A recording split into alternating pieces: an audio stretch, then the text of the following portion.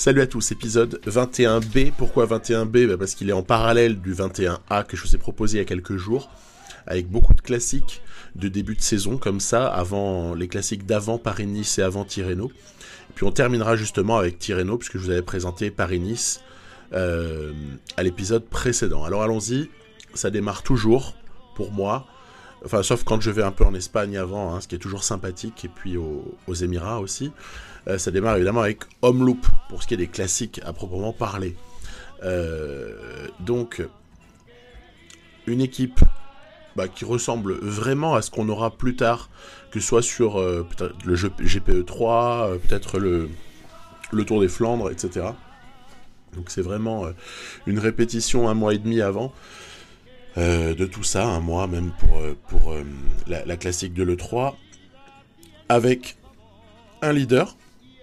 Et puis après, suivant les formes du jour, on peut éventuellement discuter sur qui peut avoir une chance le jour donné. Alors là, on voit que c'est pas folichon. C'est des formes de début de saison de classique. C'est-à-dire que j'ai pas du tout programmé de pic là-dessus. J'aurais pu, Il arrive parfois dans certaines parties qu'on décale certains pics. Je sais pas, par exemple, mettre un pic à Nowen à ce moment-là. Oui, mais comme il est une chance pour la suite, je préfère pas. Mettre un pic à Jacobs, ou à Roulands. Bref, ou à Pöstelberger, qui est vraiment un bon coureur aussi. Tout est envisageable, mais moi j'ai vraiment choisi de concentrer mes efforts sur plutôt la période, justement, GPE3, Gand-Wevelgem et surtout Tour des Flandres. Donc dans cette optique-là, on a tous des formes un peu pourries, mais on sait aussi que le gameplay sur ce Omloop, sur ce Headfolk, n'est pas non plus très difficile. C'est une course qu'il est relativement aisé, au moins pour ce qui est de se donner une chance de victoire. Après, parfois ça peut être perdu, mais la chance de victoire, on est certain de l'avoir pour peu qu'on se positionne convenablement ici, c'est-à-dire dans le mur de Grammont. Donc là, c'est parti, on attaque ça en tête, effort, curseur protégé, assez intense, vous voyez, 90, et le tout étant de sortir de là en évitant les blocages, d'une part, parce qu'après le groupe qui sort, s'il est d'une dizaine de coureurs, il va au bout, c'est très difficile de les reprendre. Je vois que Christophe, notamment Alexander Christophe, qui est chez Astana, là dans cette partie en 3e année, Wout van Aert sont bel et bien présents. On a aussi Moscon, attention, Moscon est très fort, Alberto Bettiol, etc., etc. Ce qui fait que la roue de Van Aert a été ma cible privilégiée tout de même, avec Garcia Cortina. Une petite rivalité qui est un peu le fil rouge depuis pas mal d'épisodes en fait dans cette partie. Dès lors qu'on parle des courses d'un jour, Garcia Cortina est vraiment en lutte avec notamment Van Aert, puisque Van der Poel n'est pas là sur ce coup. Ok, donc après avoir tenté un petit départ au niveau du Bosberg avec Nowen, on voit qu'il va peut-être être plus raisonnable vu qu'on est en surnombre. Les Movistar sont 3, il y a Nowen, il y a Dillier et il y a Garcia Cortina, donc autant essayer peut-être de rouler sur cette partie finale où c'est très difficile de faire des différences, à part un homme très très fort. On voit ici Moscon qui a tenté sa chance, mais qui s'est vite calmé. On va essayer d'aller comme ça, voilà, emmener notre leader, quand même bon sprinter, Garcia Cortina, à la victoire, en lançant tout ça de manière conforme en dessous des 3 km. C'est les échelles du jeu qui veulent ça, et en libérant ensuite à moins d'1 kilomètre ou à 1 kilomètre Garcia Cortina. Donc je dirais victoire sans émotion, pas vraiment de doute à partir du moment où on avait réussi à passer à 3. Les formes du jour plutôt négatives ne nous ont pas du tout impacté, puisque si ça se trouve l'IA avait les mêmes, donc on est à armes égales en fait sur ce coup-là, et c'est une victoire donc pour Garcia Cortina. Je les prends toutes dès qu'elles sont envisageables, parce que je veux le mettre dans les meilleures dispositions pour la suite.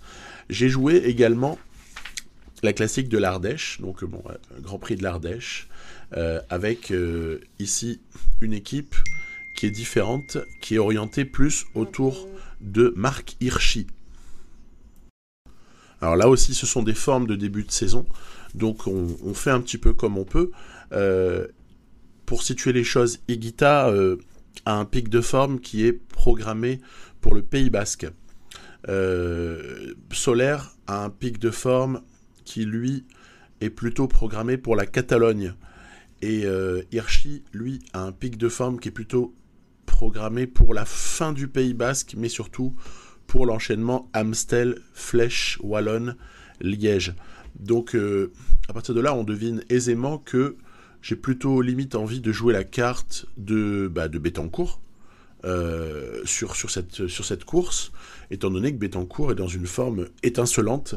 Alors, il a fallu maîtriser un petit peu le comportement de l'échappée, puisqu'ils sont partis très nombreux. On sait que si sur ces courses-là, qui sont les courses de deuxième catégorie, hein, on peut quand même le dire sans être méprisant du tout, c'est pas la question, mais ce sont des courses de deuxième catégorie par rapport aux classiques majeurs, qu'elles soient monument ou juste classiques, on va dire point 1, hein, enfin les classes A, mais même par rapport aux classes B, on a ici des possibilités d'éclatement du temps et prise d'avance infinie par l'échappée, qui fait que finalement quand ils sortent trop nombreux, ça peut vite virer en eau de boudin et on n'a pas de course en fait.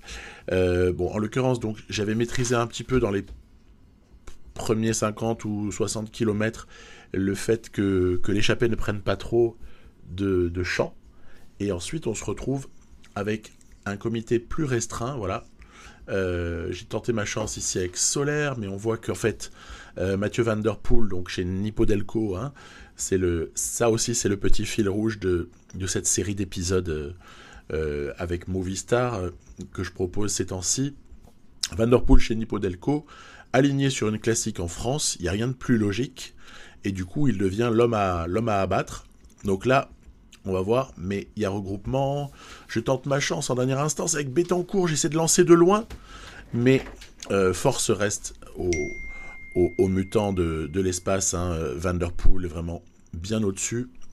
Il s'impose.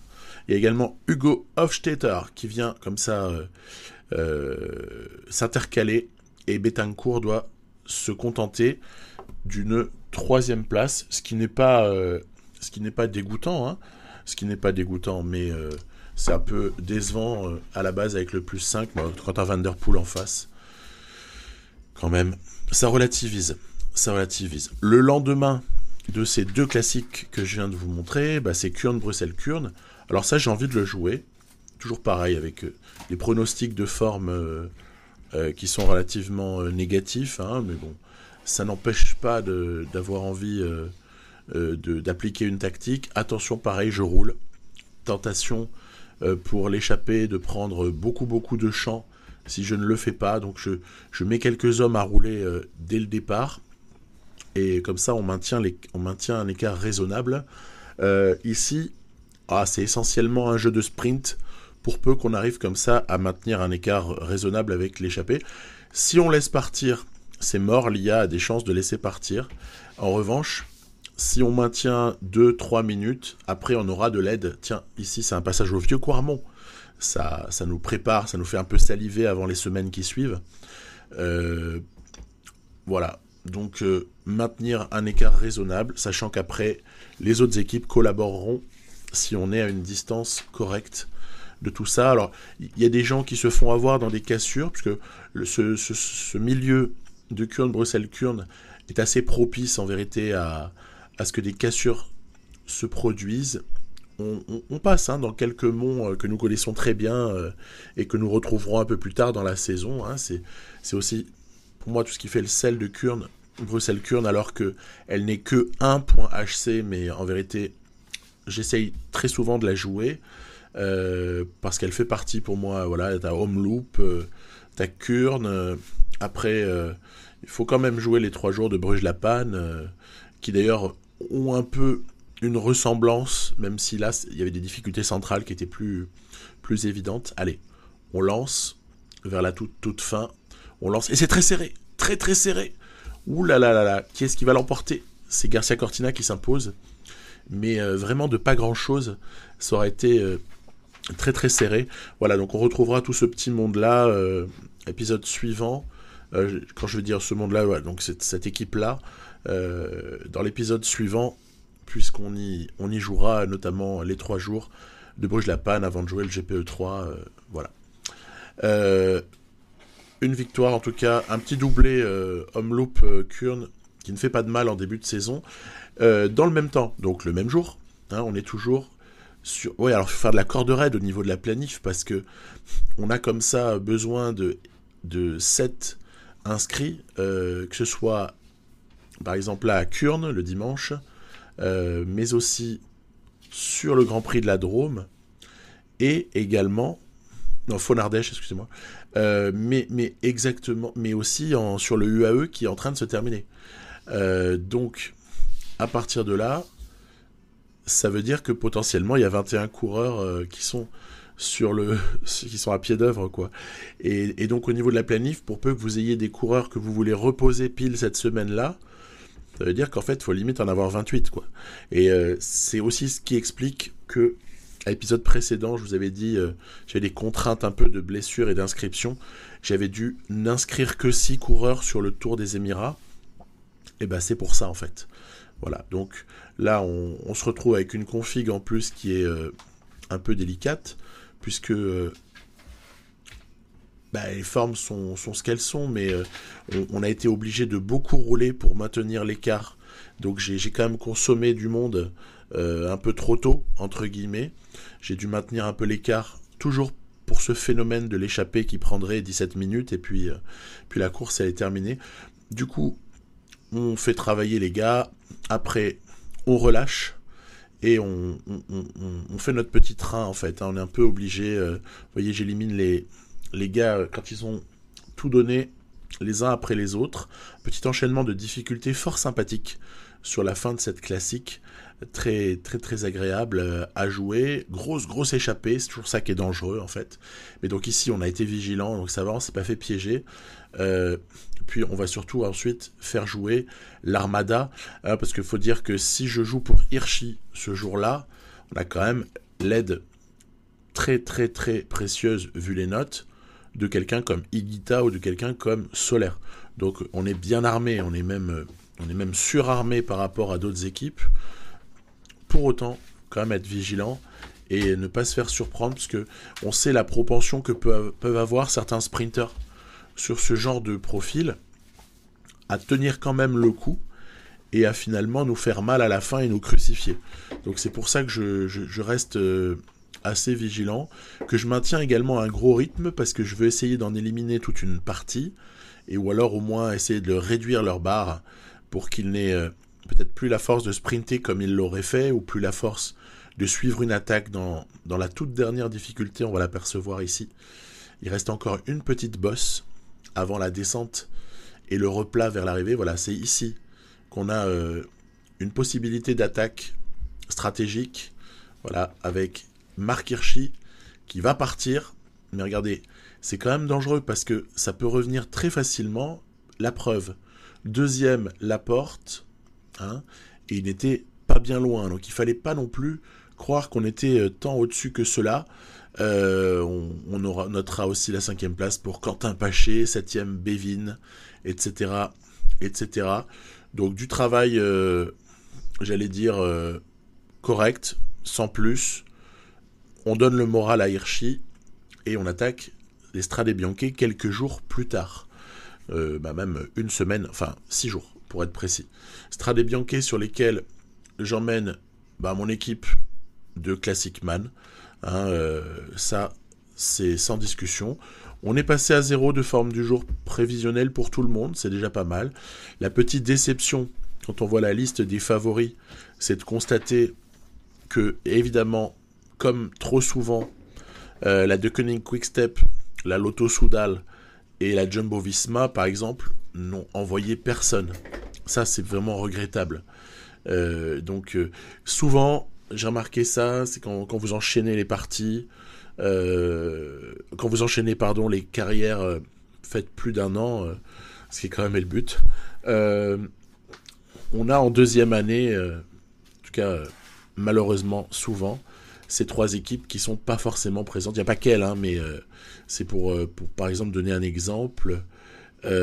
Du coup, la concurrence est réduite alors qu'on aurait adoré avoir une explication avec Alaphilippe, une explication avec Van Aert, une explication également avec Van der Poel, mais ça ne sera donc pas le cas ici. Pidcock n'est pas assez, je dirais, abouti. Hein. On est sur une DB par défaut du jeu, enfin qu'on avait un peu modifié avec Iwan.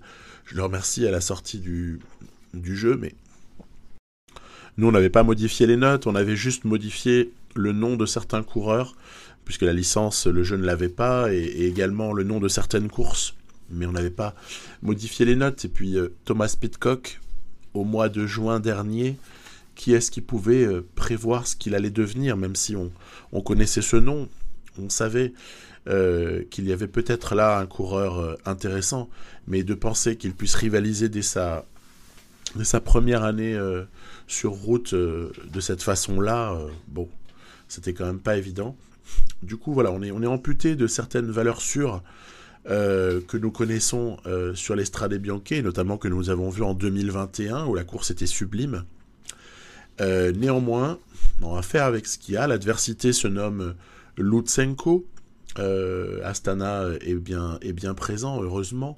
L'adversité aussi, c'est Segafredo. Donc, profitons-en. Il y a quand même de l'opposition là aussi. Voilà, il y a comme ça quelques coureurs quand même qui peuvent nous jouer un mauvais tour. Alors, j'ai choisi, vous le reconnaissez, hein, les gens qui ont l'habitude reconnaissent évidemment le variant Trek pour les Strade Bianche, avec ces fameux secteurs pavés pour essayer d'assimiler les secteurs de gravillon à des pavés de niveau 1. On se souvient que d'autres gens font d'autres choix, et pourquoi pas d'ailleurs. Je pense notamment à l'étape 10 du Giro de Stylus, qui lui a mis du pavé de niveau 2 pour modéliser certains secteurs de gravillon. Donc c'est vrai que la réalité, pour moi, se situe probablement entre les deux. Hein. Il y a quelque chose à peaufiner de ce côté-là pour les créateurs. Mettre du pavé de niveau suffisant en fait pour qu'on retrouve l'esprit de la course, mais je trouve que déjà sur ce variant c'est quand même le cas.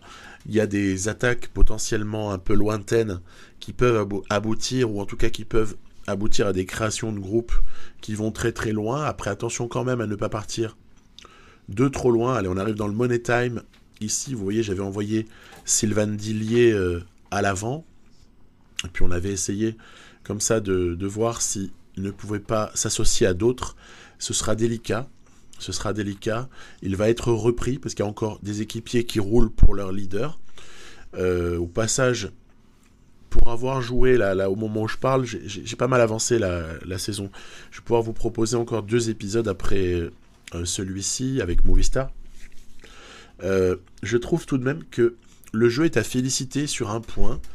C'est l'attitude d'un deuxième groupe composé de leaders lorsque un premier groupe de leaders aussi est sorti, et où finalement il y a comme ça ce phénomène qu'on connaît dans la réalité, à savoir que les mecs derrière se regardent un peu. Il y a un moment d'atermoiement, et je trouve que du coup les 2-3 mecs qui sont partis dans le premier groupe ont une chance, et ça c'est quelque chose que je trouve qu'on retrouve très bien dans le jeu par rapport à la réalité. Donc moi j'aurais envie de rendre hommage. On a suffisamment parfois exprimé notre déception par rapport à certains sujets dans PCM pour par contre dire ce qui est vraiment très très bien, et moi j'ai rarement vu un comportement du jeu sur classique qui me laisse amer, ou qui me laisse vraiment en train de râler, tellement je trouve que ça reste quand même des moments passionnants à jouer, et où on est en bonne immersion globalement. Attention, Nowen, vous l'avez compris, est mon envoyé spécial pour essayer de dynamiter cette course on a réduit le groupe déjà. Marc Hirschi ou Garcia Cortina, c'est à voir. Je n'exclus ni l'un ni l'autre à ce stade-là. Pour être franc, je pense plus à la carte Marc Hirschi s'il fallait faire un choix, parce que c'est plus lui qui me paraît avoir le profil pour gagner les Strade Bianche que Garcia Cortina. Cependant, ça n'empêche pas de tenter quelque chose. Ici, en l'occurrence, j'ai tenté avec Garcia Cortina. En fait, c'est ce que je fais toujours. Quand je pense plus à un des deux, j'envoie l'autre. Comme ça, je garde mes forces. Oh là là, attention à la contre-attaque de Lutsenko qui est rentré magnifiquement sur Garcia Cortina. Lutsenko a de fort jolies notes. Je dis pas qu'elles sont pas méritées, hein, au contraire, moi je suis un grand fan de Lutsenko, mais voilà, le trou est fait, hein, vous voyez. Il y a deux hommes là qui risquent très très fort de se disputer la victoire sur ces Strade Bianche. Derrière, ça aura bien du mal à rentrer, mais rien n'est impossible. Allez, la montée finale. Ouh là là là, le retour de Meurice. Mais à ce moment-là, évidemment, Cortina, il lui en reste un. Donc il y a moyen de sprinter. D'ailleurs, derrière, Hirschi va également sprinter. Ce qui fait qu'on va se retrouver avec quelque chose d'assez heureux et d'assez chanceux à un certain niveau. C'est ce doublé Cortina, Hirschi, avec Matthews qui va quand même prendre la troisième place. Christophe Lutsenko, Kurt Nielsen, notamment, sont placés. Ok. On attaque maintenant le morceau final, mais qui dure pas mal de temps, à peu près une demi-heure. C'est le résumé de Tirreno Adriatico. Alors là, l'équipe est différente. Soler, Higuita, Hirschi, Garcia Cortina, Nowen, Dillier, Pöstelberger. Donc ce que vous pouvez voir, c'est qu'en gros, j'ai associé certains de mes classic man. Bah oui, bien obligé. On démarre par un prologue par équipe. Obligé d'associer ces mecs-là à l'équipe, sinon, en termes de nombre de jours de course, ça va être problématique pour avoir le pic de forme déclenché au bon moment. On sait tous comment sont calculés les pics de forme. À partir de là, obligé d'en emmener certains. Après, je suis quand même aussi obligé de jouer le leadership et d'avoir quand même deux mecs qui sont bons, sachant qu'on avait envoyé la team Mas sur Paris-Nice avec Mas, Almeida, Prieto, etc. Là, ce sont Soler et Higuita qui s'y collent, mais on aura noté que ni l'un ni l'autre ne vont être sous pic de forme à ce moment-là. C'est trop tôt dans la saison, puisque Soler a été planifié pour la Catalogne, où le sponsor me demande la victoire, et Higuita a été planifié pour le Pays Basque, là où aussi le sponsor veut la victoire au classement général. Donc, comme sur Tirreno, on ne m'a rien demandé. On m'a rien demandé du tout. Tirreno est sans objectif sponsor. On peut, à la limite, essayer de tenter quelque chose, se battre au maximum pour avoir un bon classement en général final pour l'un de nos leaders. Pourquoi pas Hirschi d'ailleurs, tant qu'on y est. Mais sinon, c'est plus aller chercher une étape ou essayer de se placer. Voilà. Ce contre-la-montre par équipe est intéressant puisqu'il nous permet... On est pas mal noté en fait sur le papier à la base. Ce qu'il y a aussi, c'est que Soler a hérité d'une forme dégueu. Bon, à la limite, on s'en accommode. Il y en a d'autres qui ont eu de bonnes formes. Bon, moi je dis gestion peut-être un peu moyenne de ma part. Gameplay moyen sur ce prologue. On est rapidement mis à distance par la Deceuninck Quick-Step de Julien Alaphilippe, qui est bel et bien présent ici. Et on se retrouve comme ça à une vingtaine de secondes, tout comme beaucoup d'équipes, en fait. À part la CCC qui a limité la casse, sinon beaucoup d'équipes sont à 20-30 secondes. Donc il n'y a pas d'écart réel qui s'est fait, même si 20 secondes parfois, ça peut s'avérer déterminant, surtout qu'il y a un contre-la-montre de 10 km à la 7e étape. Donc là encore, les qualités de rouleur vont s'exprimer. Allez, étape 2 à présent. Étape 2 que l'on attend plutôt pour un puncher, vu le profil.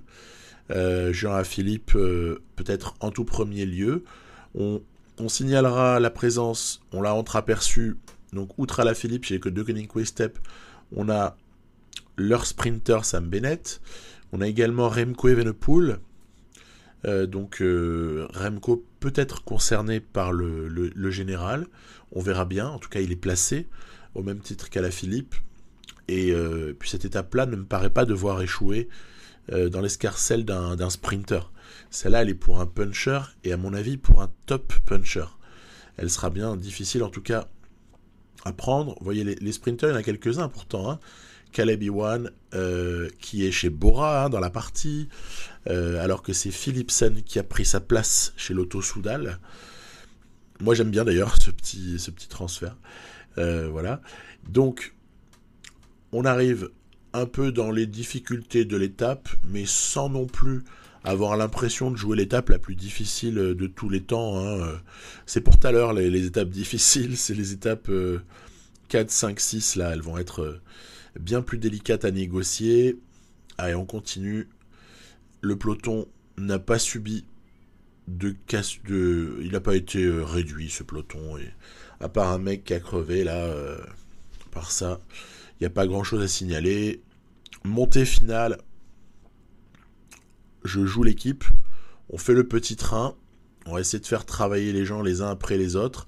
En se disant peut-être que Higuita, à -2, ok, mais Higuita peut peut-être faire quelque chose de bien là-dessus. Ou alors, Garcia Cortina, non, pas trop, quoi. Pas trop. Donc, ça a subi. On a relativement subi là-dessus. Alaphilippe s'impose. Moi, je pense que j'ai monté l'intensité d'un peu trop loin. Après, c'était aussi pour rester positionné. Toujours la même histoire. Hein. Moi, je taxerais en tout cas aussi le gameplay sur ce coup-là de moyennasse. Très, très moyen. Regardez, en plus, on va prendre une cassure. Alors, celle-là, elle est un peu relou. Parce qu'il y a une cassure entre Debeust et Formolo. Et du coup, Higuita se mange 23 secondes. Alors, du coup, il y a une répercussion en général, hein, c'est qu'il est du coup maintenant à plus de 40 secondes d'Alaphilippe et d'Evenepoel. Mais quand on la regarde de près, regardez, voilà, on aperçoit Higuita, et Formolo et Sunweb à gauche. Hein. Honnêtement, la cassure, je la trouve dure. Elle est dure, cette cassure. Par contre, la victoire d'Alaphilippe, elle ne souffre d'aucune contestation au moment d'attaquer une étape 3 qui, elle, au moins, devrait tomber pour un sprinter. Mince alors. Si celle-là, c'est pas un sprinter qui s'impose, ils auront raté leur coup parce qu'il n'y en aura plus d'autres des occasions. Il y aura 4, 5, 6, comme je vous disais, qui sont plutôt pour des punchers. Oui, des punchers, parce que c'est un Tirreno, en fait, qui ne comporte pas de difficulté de montagne. J'ai pris, vous savez, un de ces Tirreno qui comporte les séries de murs, là. Voilà, je l'ai un peu panaché. Je me suis amusé. On peut faire ce qu'on veut. Hein. À partir d'étapes qui existent, on peut fabriquer des Tirreno qui sont totalement de notre choix. Hein. Van Aert est présent. Quel dommage qu'il n'ait pas été là quelques jours plus tôt sur l'Estrade Bianche. Mais c'est un autre sujet. L'étape se déroule relativement calmement. Je vois pas ce qu'on pourrait éventuellement faire, nous. Partir dans l'échappée, me direz-vous, mais ça me paraît tellement délicat. Oui, Sénéchal, c'est le leader de Trek Segafredo sur les pavés, puisque Trek Segafredo, dans cette partie, ont vu Stuyven partir du côté de IF1. Donc, pourquoi pas, là encore. Étape pas passionnante. On va pas se mentir. Elle n'est pas passionnante pour le moment. Après, elle a quand même une singularité. Bon, par rapport à Tirreno, c'est différent de ce qu'on connaît, hein, mais singularité quand même, c'est 220 bornes, quoi. Hein, donc, certes, elle est a priori pour les sprinters, mais il y a peut-être à un moment donné, en fin d'étape, quand la fatigue se sera faite, une cassure qui peut, ma foi, se produire, hein, sait-on jamais. On peut peut-être finir à 20 ou 30, hein, on sait que ça arrive parfois. Surtout que le vent est relativement fort. Donc, on peut ne pas exclure cette piste-là. Il y a des moments où ça pourrait casser. Là, c'est un moment tangent, en fait. À un peu moins de 40 km de l'arrivée, on voit qu'on n'est pas si loin que ça d'assister à une cassure. La raison, c'est qu'on a des équipes de sprinters, alors on est plus proche de l'arrivée maintenant, équipes de sprinters qui font le forcing et qui empêchent tout le monde de sortir tellement ça roule fort. On va donc abandonner nos rêves de provoquer quoi que ce soit, puisqu'on n'est pas au niveau, et essayer, et la cassure a quand même fini par intervenir, hein.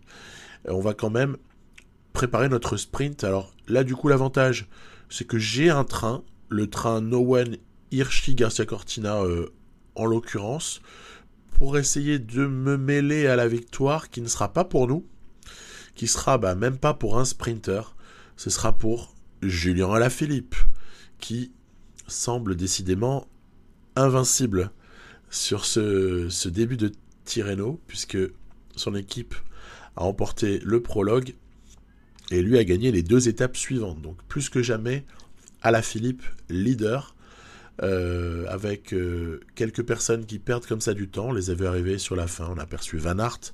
On a également aperçu Carapace qui s'est fait lâcher. En revanche, Bernal est placé. Juan Dennis, tiens, c'est intéressant aussi. Mollema qui est chez CCC. Moi j'ai laissé de CCC parce que ça me fait de la peine en fait qu'ils aient disparu du peloton. Je les ai laissés tels quels avec leur maillot et tout ça. C'est pour ça que c'est un peu désuet, mais c'est volontaire de ma part. Et on aborde ici une étape 4 qui, elle, waouh, est une sacrée explication. J'ai déjà joué cette étape, je l'ai déjà proposé. Je crois que c'était avec Astana qu'on avait joué cette étape-là, et Fuglsang s'était mêlé à la lutte pour la victoire d'étape. C'était bien difficile. Elle est terrible, hein, sur la fin, ce sont vraiment des murs, et c'est ce qui en fait, à mon avis, tout le sel. Voilà. Donc, la situation au général n'est absolument pas calamiteuse pour nous à ce stade-là, mais par contre, on a du mal un peu à voir émerger une hiérarchie, parce que beaucoup de coureurs sont plus ou moins dans les mêmes temps, et à ce stade-là, même Julien Alaphilippe n'est pas du tout hors d'atteinte pour ce qui est du général. Il peut encore se faire bousculer, même si jusque-là, ça a quand même été une maestria. Voilà. Donc, on reste placé. J'ai pas envoyé de type dans l'échappée. J'estimais devoir garder plutôt toutes mes forces, parce que je ne crois pas une seule seconde dans l'aboutissement d'une échappée sur cette étape-là.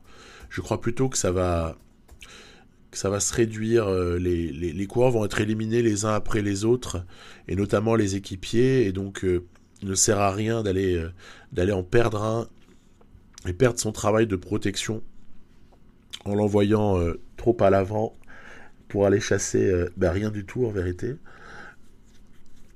Donc, on essaie de rester raisonnable, de gérer nos efforts, même si là, pour me maintenir à l'avant de ce groupe, je fais le choix, bon ou mauvais, de monter mon effort max quand même un petit peu haut, à mon goût. Ça, il y a toujours la phase où je joue, j'essaye de faire mon montage assez rapidement après. Par contre, il arrive que je commente longtemps après. Et là, c'est le cas. Donc, avec un œil critique et du recul, je suis plus à même là de critiquer ce qui a été fait, et de m'apercevoir de certaines incohérences. Tiens, oui, on notera on rappelle la présence de Sagan chez Deceuninck Quick-Step, hein, important. C'est joli d'avoir Alaphilippe, Remco et Sagan dans la même équipe.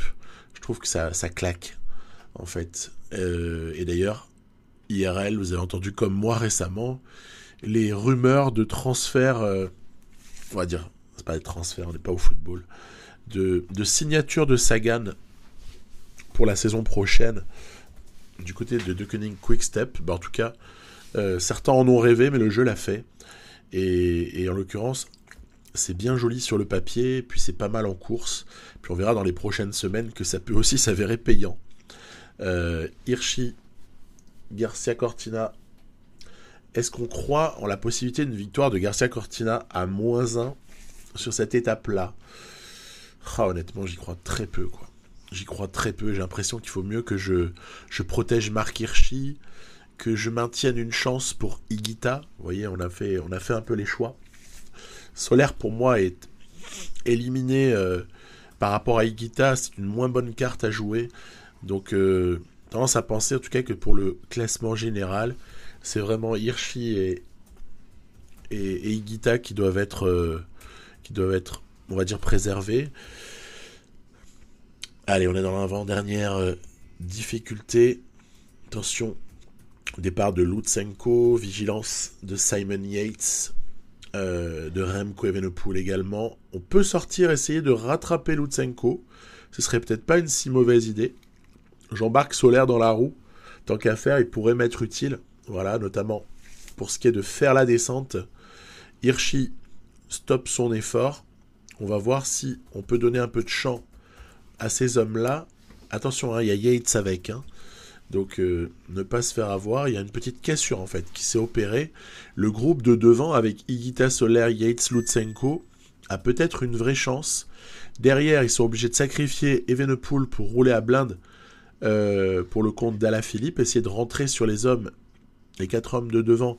Mais on voit que c'est bien difficile, surtout que j'appuie avec Soler, là, à ce moment-là, pour essayer de libérer Higuita. Donc, le coup semble presque parfait. Allez, tiens bon mon grand, tiens bon mon grand. Et le problème, c'est que regardez, il va se faire lâcher sur les toutes dernières dizaines de mètres de cette ascension. Juste avant GPM, il avait plus qu'il fallait poursuivre Lutsenko et Simon Yates. Par voie de conséquence, il va se retrouver en poursuite. Il a une note de descente qui est peut-être un peu moins bonne que ces deux-là, qui en plus roulent à fond. Tu m'étonnes, c'est normal. J'ai souvenir sur cette étape-là d'avoir vu mes compagnons d'échappée arrêter de rouler. Ça m'avait énervé. Là, les deux, ils n'ont pas arrêté de rouler. Il n'y a pas de problème. Hein. Ils n'ont pas attendu Higuita. Toujours est-il qu'il y a un vrai écart à l'arrivée. Hein. Là, on peut dire que ces 4 hommes ont fait une différence sur cette étape-là. On fait une jolie différence sur le reste. Et Alaphilippe ne peut que constater les dégâts. Au final, le coup était bon de partir comme ça. Le coup était bon. Et on retrouve ces 4 hommes en tête du classement général. Yates... Ah non, excusez-moi. Lutsenko est un peu plus loin. Mais en tout cas, Yates, Hirschi, Higuita, pas mal situés à ce moment-là. On attaque ensuite une étape 5 qui promet encore une sacrée lutte. C'est l'étape des murs, là. Waouh. Elle est... moi, j'adore hein, ces Tirreno avec des murs, là. Je trouve ça prodigieux. Prodigieux. Je pense que dans une future partie... Je jouerai bien évidemment le Tirreno 2021. Hein, mais là, pour le coup, au moment où j'ai joué ça, il n'était pas encore sorti. Donc voilà, ça fait vraiment pas mal de temps en fait que je l'ai joué cette course. Ok. On a donc un programme alléchant. Carapace qui chute. Ouais, bah me direz-vous, de toute façon, il n'était pas bien au classement. Mais il est quand même attendu, hein. Il est quand même attendu par deux coéquipiers, pendant que notamment Bernal, mais aussi Juan Dennis, eux, restent dans le groupe des favoris. Adam Yates, ouais. Et là, bon, pourquoi pas Pöstelberger qui roule. Ben ça, en fait, ouais, ils ont réussi à rentrer, vous avez vu. Ils ont réussi à rentrer facilement. Les équipiers d'Ineos ont fait rentrer Carapace. Je fais rouler un peu par moment, voir un petit peu qui lâche, qui semble au niveau. Donc par le biais de c'est Pöstelberger qui arrive un petit peu à la fin de son effort. À ce moment-là, il faut essayer de se positionner un peu mieux. Je trouve qu'on traîne un peu. Hirschi, mais Hirschi moins 3, hein, donc forcément...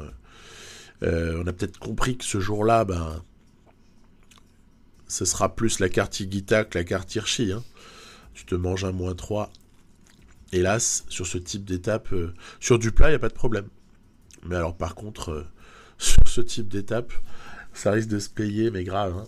Donc, voilà. On attend de voir, mais a priori, ça se profile. Ouais, les pourcentages, mais ils sont hallucinants. C'est phénoménal. L'impression que les mecs sont à l'arrêt complet. Il y a quand même encore 2 minutes avec l'échappée. Hein. 3 minutes. 3 minutes. 3 minutes avec l'échappée. ça se bat pas trop pour rouler devant. Mais bon, nous, on va le faire un peu. C'est de maintenir une certaine pression sur le reste du peloton, qui s'est déjà réduit, et qui maintenant se résume à une cinquantaine de coureurs, voilà. Donc, est-ce qu'on va être aidé dans notre travail? Parce qu'on est encore relativement loin de l'arrivée, hein. Il y a encore de sacrées difficultés, hein. Est-ce qu'on va être aidé dans notre travail? Pas outre mesure, je trouve, puisque l'échappée a vraiment du champ encore, hein. Ici, on est à 3 minutes, hein. Et je tente du coup quelque chose avec Hirschi, parce que j'en ai marre de faire le boulot pour tout le monde, pour me faire planter à la fin. Donc je tente de partir avec Hirschi pour voir. Tu parles. Non, c'est parce qu'en fait, je sais qu'Hirschi aura du mal à tenir, c'est pour ça. Hirschi tout de suite repris, vigilance extrême du peloton qui nous laisse pas du tout exister. On va jouer la carte Higuita, hein, bien sûr. Solaire, peut-être, sera une aide pour Higuita.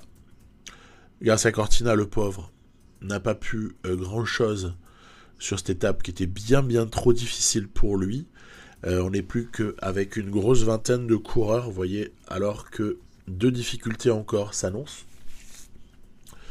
Et Solaire va avoir la lourde responsabilité d'aider Higuita qui traîne un peu. Ça m'énerve ce positionnement ici, là. Ça m'a gonflé. On te demande de garder la roue, mon grand. Donc tu gardes la roue.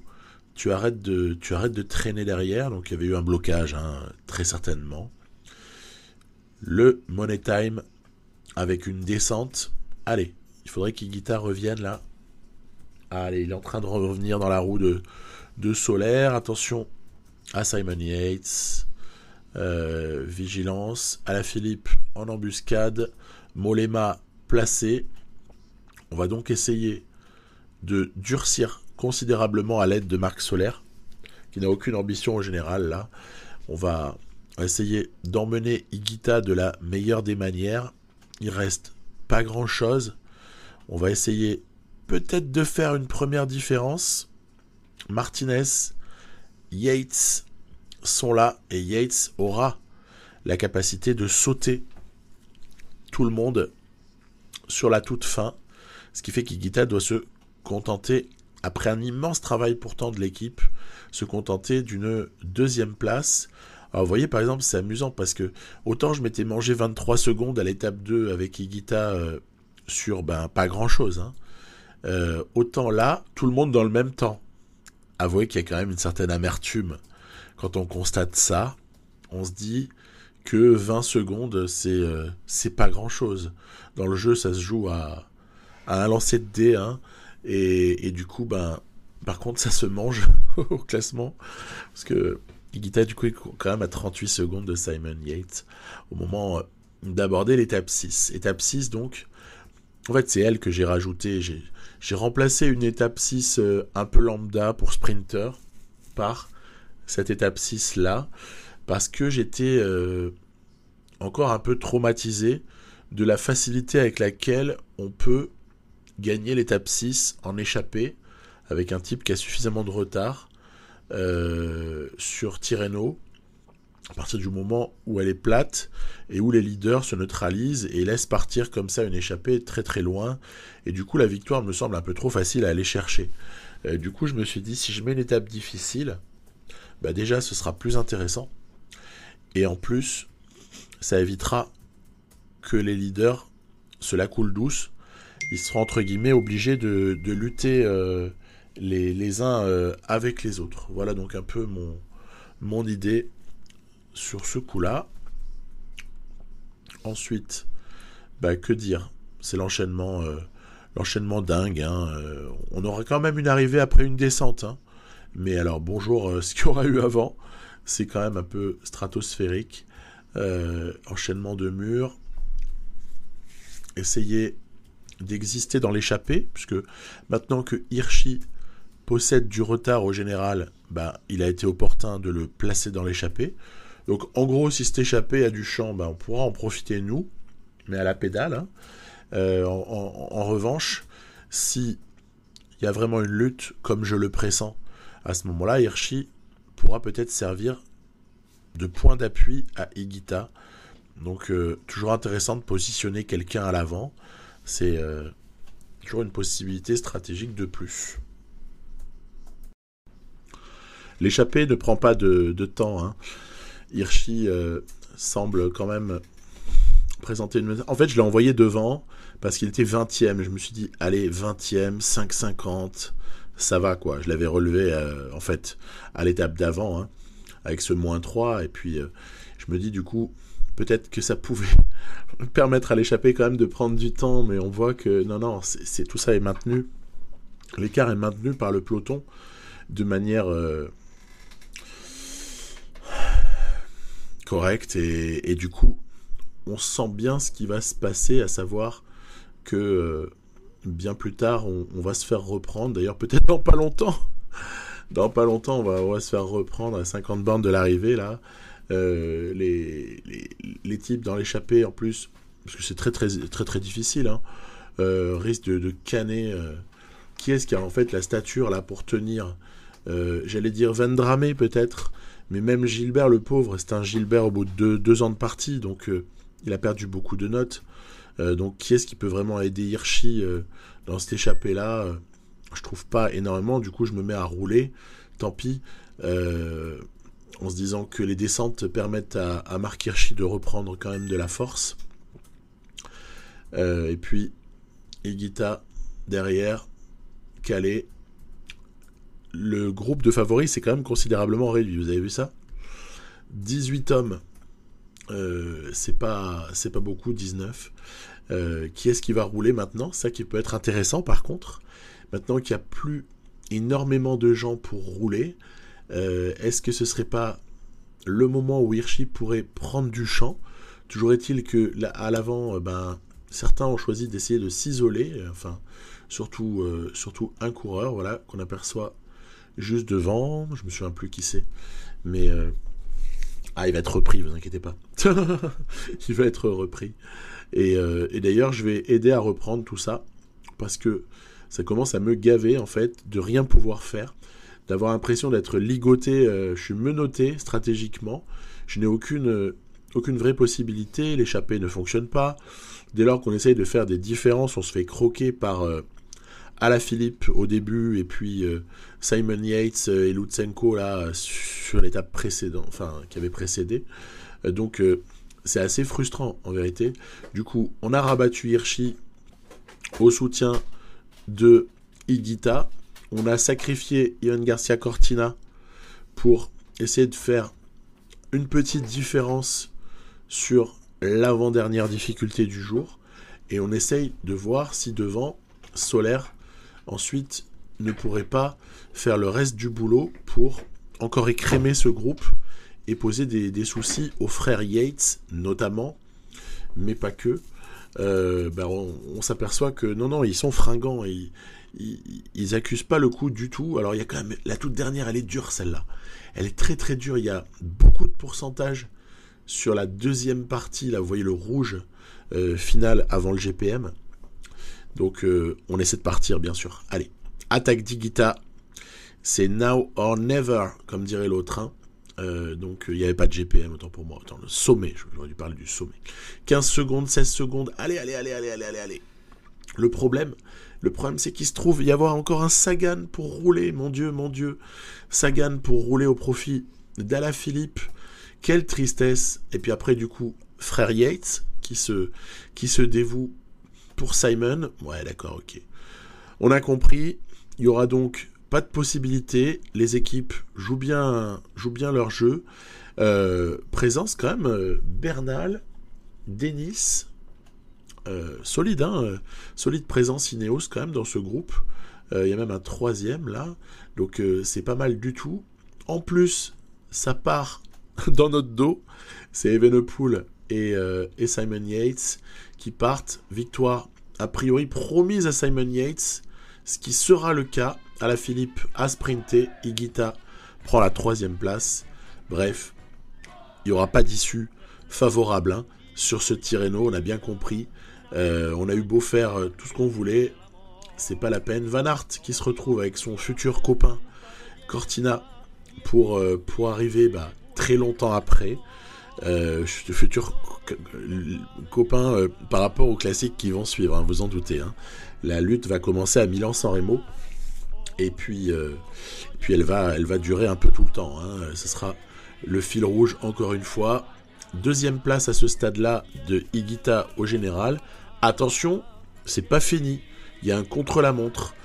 Quand je dis que c'est pas fini, c'est plus pour préserver le podium plutôt que d'aller chercher Yates. Parce que 44 secondes sur Simon Yates, je ne pense pas les reprendre sur 10 bornes.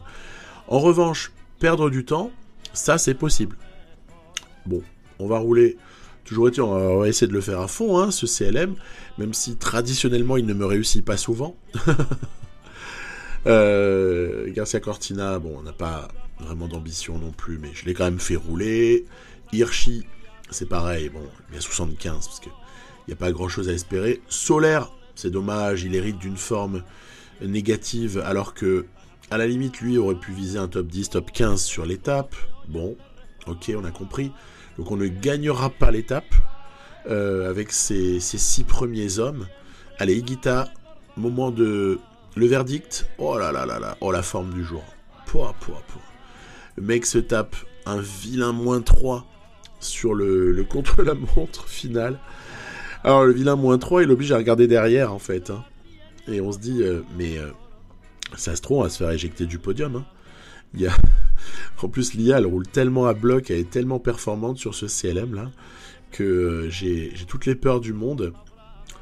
Alaphilippe, Evenepoel sont juste derrière au général, ainsi que Juan Dennis par exemple, qui a le meilleur temps provisoire sur cette étape 7. Remco termine. Où est-ce qu'il va se placer, Remco? Il se place pas mal, il se place deuxième derrière Juan Dennis. Alaphilippe, où se placera-t-il? Parce qu'Alaphilippe est aussi mine de rien un client hein, sur ce type de... Non, un peu moins bien.